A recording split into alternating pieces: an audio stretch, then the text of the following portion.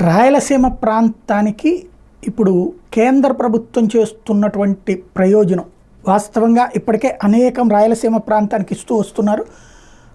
ఆంధ్రప్రదేశ్లో టోటల్గా 260 కిలోమీటర్ల హైవే రాబోతుంది. అయితే ఇది కొత్త హైవే కాదు.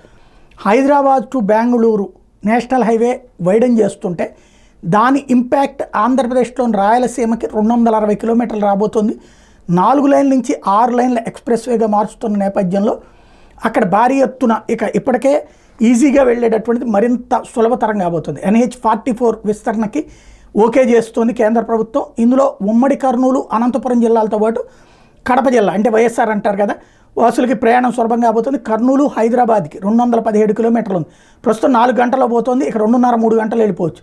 అలాగే కర్నూలు బెంగళూరుకి అయితే 359 కిలోమీటర్లు 7 గంటలు పడుతుంది. ఇది రాబోయే రోజుల్లో 5 గంటల్లో వెళ్ళిపోయేటటువంటి పరిస్థితి ఉంది.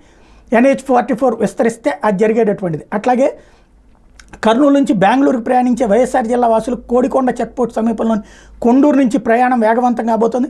Hyderabad Bengaluru industrial corridor node పాయింట్గా కేంద్రంగా ఓరవకల్లు మెగా ఇండస్ట్రియల్ హబ్ కూడా గుర్తించిన నేపథ్యంలో NH-44 విస్తరణతో ఇండస్ట్రీస్ వాళ్ళకు కూడా ఈజీగా లోడింగ్, అన్లోడింగ్, ట్రాన్స్పోర్టు సులభం కాబోతోంది.